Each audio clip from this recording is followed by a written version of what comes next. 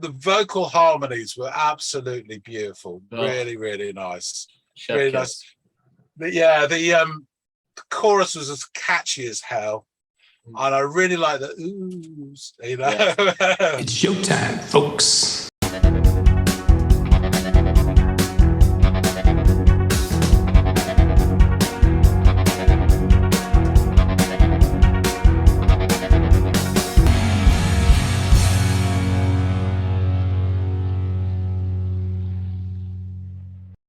Hey, everybody out there and into the music world. I'm Andy. That's your fella John over there. If you're new to the channel, this is what we do. We get together, we bounce songs off of each other, and we go react to them and then come back and discuss them with one another. So that being the sort of blueprint for the channel, we're going to go ahead and get started with it. John, I've got a tune for you. Are you ready, sir?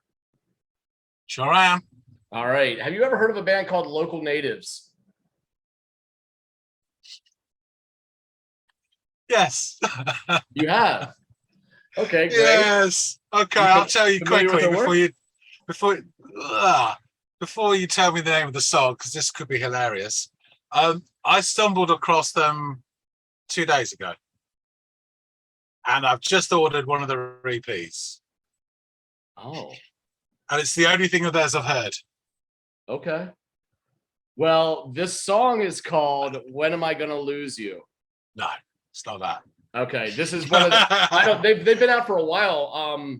I guess we can, break the mold here and do something a little bit differently. But they've been around. Talk about them a little bit on the front end is what I'm alluding to here. Is they've been around since like 2005, I want to say, or something like that. But this track that I'm gonna have you listen to is off their latest release, which is a 2019, I believe, unless they've done anything more recently that I'm not aware of. But yeah, this is one of their more recent tracks. Go give it a listen and let me know what you think. Although I gotta say, I'm a little stoked that you just sort of stumbled across these guys recently, and you're already ordering their stuff offline or whatever. So that's really cool. So yeah. Shit. Shouldn't have said anything. I hate this band. I only bought it so I could melt it. Okay, I'll go and see what I think. Okay, man, sounds good. Local Natives.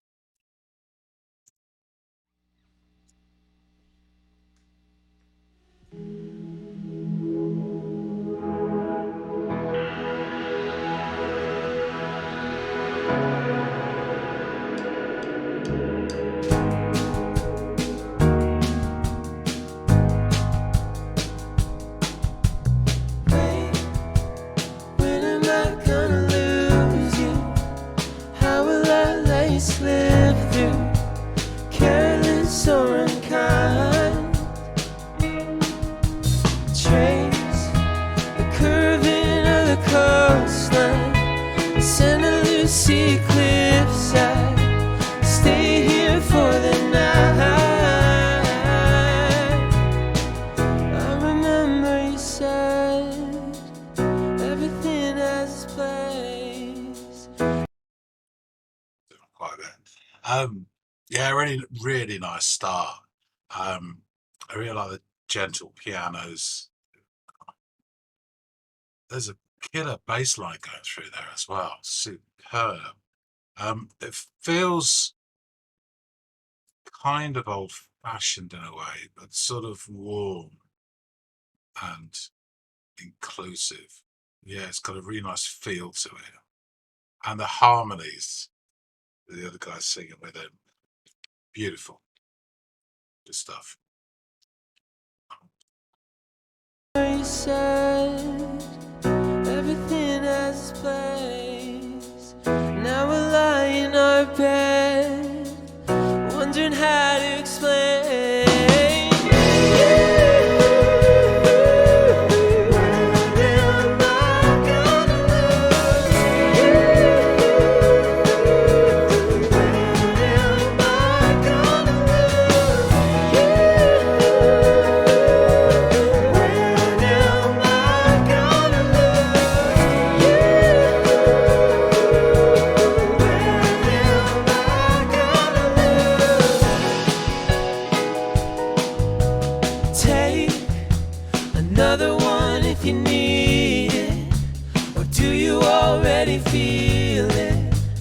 felt it from the start. The gray silhouette of you dancing, shadow play that we're casting on the cabin wall. You were floating to me in a slow motion phase. Could I finally see between belief and faith? When am I gonna love you? When am I gonna love you?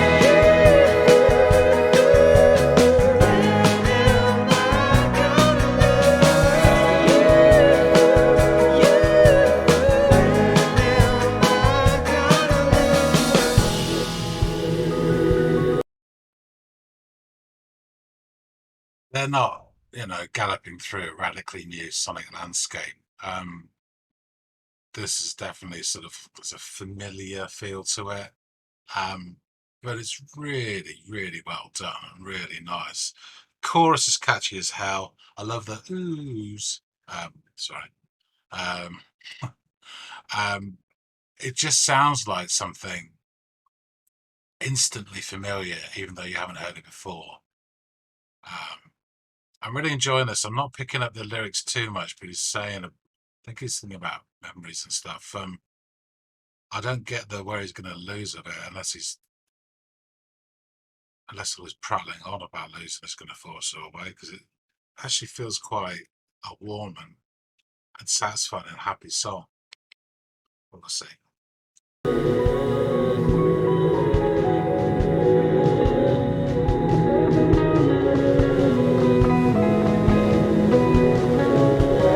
I remember you closing the shutters and laying down by my side.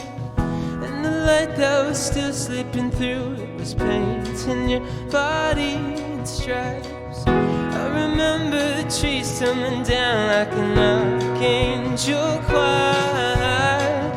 And the ocean was all we could see, and I knew that I wanted you. I remember you closing the shutters and laying down by my side. And the light that was still slipping through was painting your body in stripes.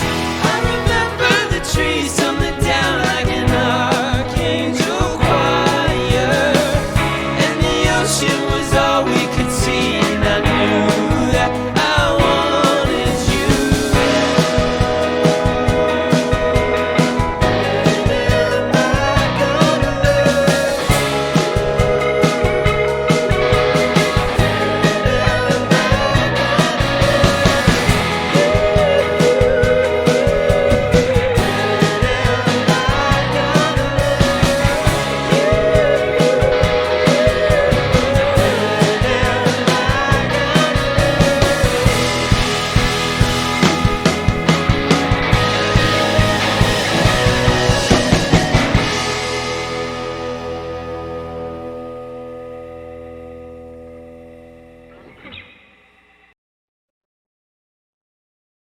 Doing a bit more of that.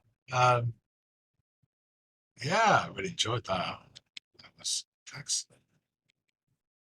And you think? Oh, I think loads. One thing I have to say was I was really chuffed when I saw it was a KEPX, but Yeah. performance. Yeah, I should have Because- mentioned that on the front end, my bad. But yeah, if I could find a band that I like on that channel, I'm gonna get them onto ours. Because I've never seen a Duff one, and there are bands on there I've never heard of, KPX, and it's just every time. Yeah, It's right? amazing.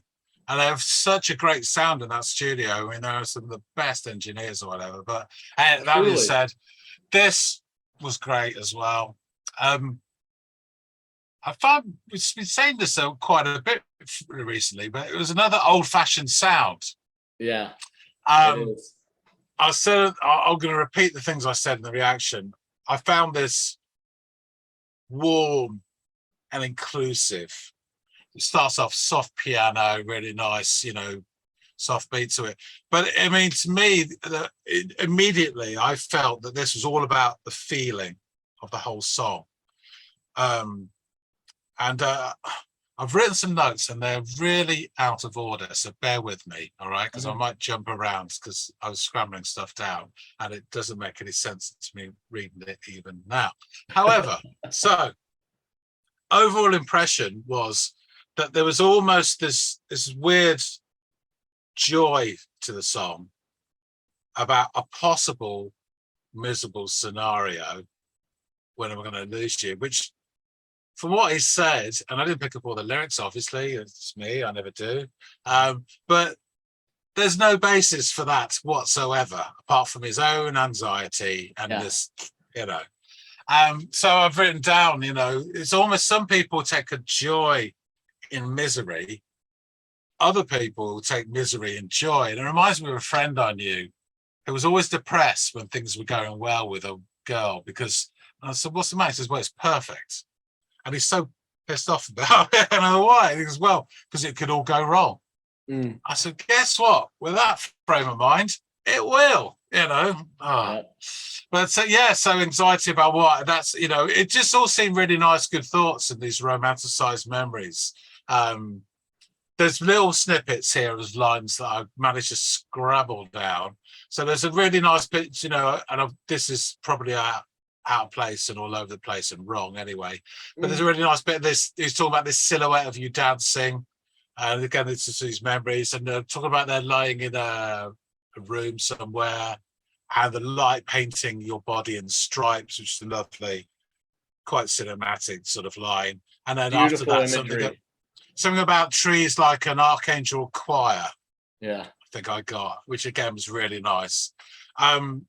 So, I mean, overall, the song, I mean, it just, you want to get this guy and just give him a couple of good slaps and say, well, you know, it doesn't sound like you're gonna lose her. So just get your head straight, because you prattling on will probably be the one thing that does drive her away. Yeah, finally pushes her over the edge. You know, but back to the song itself, the vocal harmonies were absolutely beautiful. Really, really nice. Really nice. But yeah, the chorus was as catchy as hell, and I really like the oohs, you know.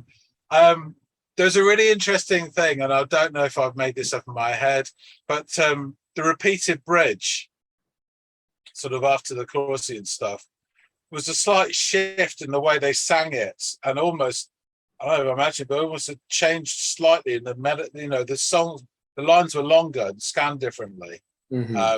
So that became really interesting. And then as they're building after the bridge to the end, it's not quite a 2/2 song, but it's slightly changed. And then these lovely subtle guitars. I mean, he was giving it like that, but you know, you couldn't actually hear. But they weren't loud in the mix. You know, but they were really nice guitars after the bridge. And I overall, again, really like the keyboard work as well. And actually, it ended too soon for me, because I could have done another 2-3 minutes of that noodling towards the end, you know. But overall, I haven't got much more to say in it apart from, I really, really liked it. I will just say about, you know, what I said earlier. So I stumbled across them. I can't remember, on YouTube, I think it was. And I listened to one of the songs, Sour Lemon. And so there's an EP, and it was a really reasonable price. So I ordered it, you know, on 10-inch. Yeah. And then this also begs the question, why is it that 10-inch EPs seem more desirable than 12 inches when you're actually getting less for your money? But people go, oh, 10-inch, you know, and I do as well. And, you know, and it's, don't fit in my bloody frame. You know, but so that's, and so I just really, really like, and that's slightly more gentle, slightly more, it just seems down a notch or two in terms of the musical. It's a really nice, gentle song, and it helped me, you know. But and this did as well. Really, really enjoyed it. I'm really stoked you like them, and I want to say that it's not just the KEXP commonality between what I'm about to bring to your attention here, or you know, put voice to, but the performance by Broken Bells when we did that a couple months ago. Yes, now you say it, it's the same it's sort of feel. Yes, same feel. The guys have the same aesthetic. Yeah. It's what I would call jokingly with my friends modern dad rock, because it's like if you're a young father, you know what I mean, in your 30s or 40s, this stuff, and anyone can like it, but I'm just looking at it through my lens and, you know, me and my peers lens, and it's just a really rich sound. They're not doing anything crazy. They're not doing the stuff that is oftentimes what I love about music, where it's like frenetic or, you know, jam packed with all these different sound variations or whatever. It's consistent the whole way through and similar the whole way through. Slight variants, and like you noted with some of the guitar work in the latter portion of the song and what they were doing in the bridge, but really it's one piece. But it is warm. It is soothing and kind of sad, but lovely, a lovely song. And I thought, oh man, well, if you like Broken Bells, and you're probably gonna like Local Natives, because they're the same kind of twist on an approach to music, if you will, and songwriting. So I thought, oh, this would be really good for you. So and it is so cool and serendipitous that you just stumbled across them like 2 days before this and went into them, not whole hog, but you liked what you heard and you got something, and now you might go back and listen to some more of their stuff or whatever. But they're pardon me, they're an American indie rock band. They're based in Silver Lake, Los Angeles, which I think Broken Bells are out of the California, LA area too, if I'm not mistaken. So maybe there's one more thing that they have in common. They consist of Taylor Rice, Kelsey Ayer, Ryan Hahn, Matt Frazier, and Nick Ewing. And Taylor Rice was the dude who the lead vocalist and wrote this song, kind of the dark-haired dude. And you're right, your assessment of what you figured the song was about, or this idea of almost a sour grapes type approach to a really good situation. Like, here you have these delicious grapes. Why are you fighting the sour in them? Like, why are you harping on that? Yeah, it's basically about a trip with his then girlfriend, now wife. So things worked out. From like Southern California up to Big Sur, which is like the coastline that runs up California, and Big Sur is like this park where redwoods and gorgeous bluff, like you look like you're standing on the edge of the earth. Like maybe some of those shots you see in like Scotland, you know what I mean, where there are these just bluffs that waves are just pummeling against, and windy roads and vista points you can look off into. I've done it a couple times. It's one of the most beautiful drives in America, in my opinion. And they're on vacation, and he's describing, like, you know, if I could pull up the lyrics here a moment, maybe I'll go over them a little bit, because I like it. It's almost like, you know how the Arctic Monkeys in their first album, there's all these like Sheffield isms in there, and like, you know that if you're from there or whatever. This to me is kind of like, if you're from the United States or the West Coast of the United States, some of this stuff really like trace the curving of the coastline, the Santa Lucia cliffside. So that's like one of the cliff faces that are famous that people go off and see there. We'll stay here for the night. I remember you said everything has its place. Now I lie in our bed, wondering how to explain you. When am I going to lose you? When am I going to lose you? When am I going to... So like all these romantic anecdotes and things that they're experiencing, and all at the end of the day, all he's concerned about is when is it going to end? And you're right. If you do that too much, you're going to drive the other person away, no matter how great those experiences are you're talking about. So it's the part about like the shuttered windows bathing her in like rails of light or whatever is just, it's such great imagery and lyricism. And it just, that bridge part is just so, you know, call me a cheese ball or whatever, but you'd have to have no heart to not recognize the romanticism in those lyrics. So that really stood out to me. You're absolutely right about the falsetto and like the ability for them to like, all while probably in their falsetto or at the top of their range, finding different notes to harmonize with one another is really, really, really cool that they did that. I was always impressed with, especially that being a live performance, just impressed with their ability to pull that off in a live setting. Really, really good stuff. So yeah, that's them. Indie rock band from 2005 to now, out of Los Angeles. Just doing great stuff. So I hope you, having discovered them 2 days ago and then getting some affirmation here with this experience, you know, the sky's the limit for you and Local Natives, because they're a really, really good band, man. I'm glad you liked it. Cool. Yeah, now you say about Broken Bells, I totally, as soon as you said it, I got it. And yeah, I see the similarity in it. They look like they run Again, in the same circle or something. You know what I mean? Like Yeah. they're all buddies. and it's that same crafted sort of songs that, you know, one of the sort of whinges that, you know, old farts, and I suppose I have to throw myself into that group now, but would say is a lot of music.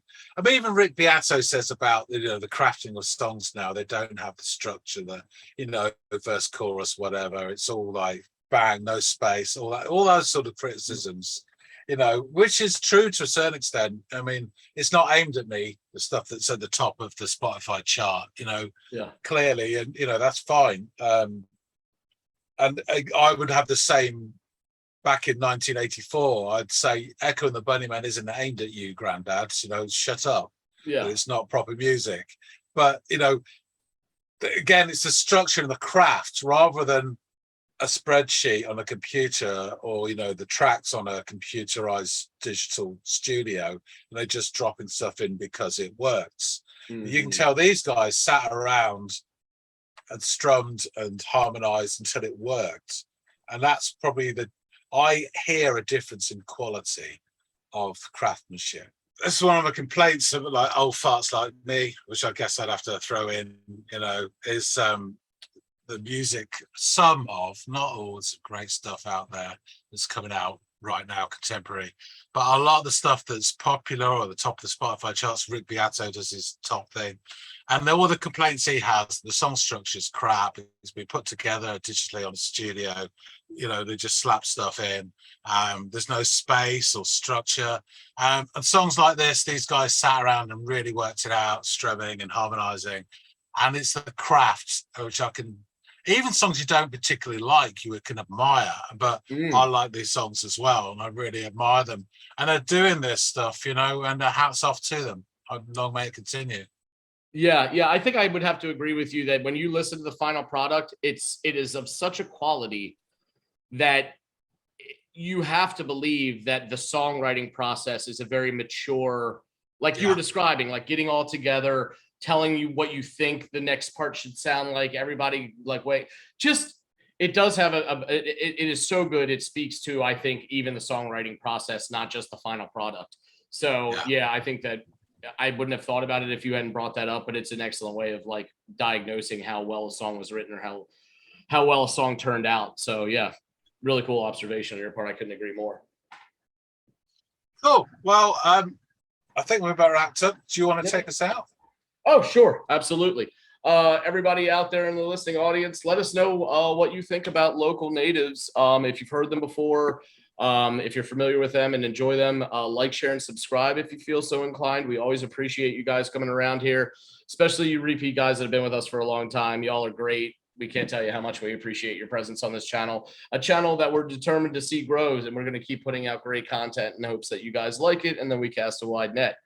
But all that being said, until next time on the next episode, John, Greg, or myself, we'll see you on the next episode of Into the Music. See ya.